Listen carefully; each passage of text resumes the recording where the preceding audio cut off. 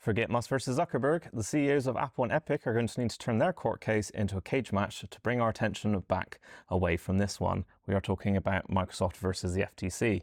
I'm Ryan Dawes. And I'm George Lim. So you may have heard that Microsoft is in court versus the FTC because the FTC want to block the Activision Blizzard merger. Right. Where we've heard this a little bit before. We have, I think, both in Europe and in the UK. Yeah, famously in the UK with the whole CMA situation. Yeah. So the FTC only wants to put a temporary restraint on the deal until they kind of run their own investigation into it. But of course, the big sort of hold up over this whole deal was the future of Call of Duty. But then a private email from Sony Entertainment CEO Jim Ryan came out basically saying, I'm pretty sure we will continue to see Call of Duty on PlayStation for many years to come.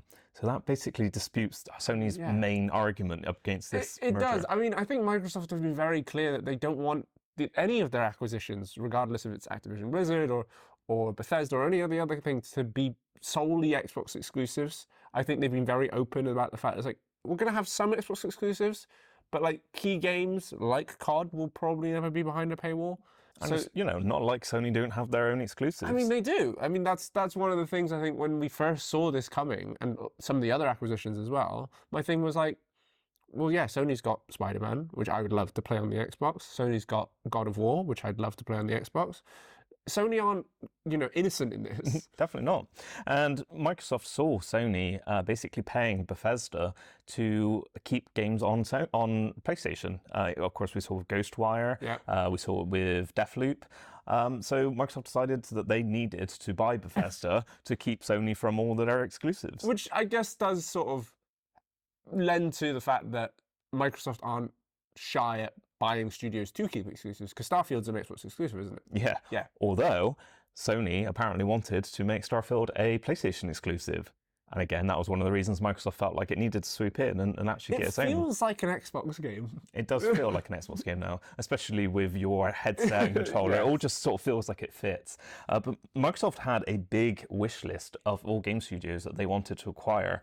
IO Interactive, who obviously make Hitman, Niantic, Pokemon Go, Zynga, and interestingly, even Bungie, which obviously created Halo, which was an original Xbox launch game. I'm surprised they didn't acquire Bungie. I think out of all of those, Sega's one of the ones I think I can see Nintendo acquiring at some point, because I feel like that fit their sort of the cartoony catalog style fits in there. Yeah. Niantic is one where I think would be difficult to acquire because Pokemon Go is linked to the Pokemon company, which is linked to Nintendo again. But they should have acquired Bungie a long time ago, I think. So Phil Spencer stood up in the court case and he said that we can't be in a position as a third-place console where we fall further behind on our content ownership, so we've had to secure content to remain viable in the business. Exclusives are the console business. As much as, Xbox, over the past few years, they've tried to say, gaming is for everyone, they want to make their games available on as many platforms as possible. The other competitors haven't been doing that. You don't see Nintendo games on Xbox and PlayStation. You don't see many PlayStation games going to Xbox. So this is the business, unfortunately. Yeah. But, I also understand the argument that over the past few years, Xbox has acquired a hell of a lot of very big, capable studios. And now we're starting to see those big games come out from them. It's just strengthening that Game Pass. I think it's less about Xbox as a box and more about Game Pass and about, hey, because it's money in a service, you know what I mean? Like, yeah, you spend 500 quid on a box, that's 500 quid done. Mm-hmm. But if you're paying money for that Game Pass, the stronger Game Pass is, that's regular money going to them every month. And I think that they're just trying to keep strengthening that. And Game Pass is one of the strongest subscription services, I think, in the world. And I don't think anyone would doubt that. Mm-hmm. And they're just making it bigger and bigger. Yeah. I mean, it's been interesting during this case to see some of the insights in the strategy behind things.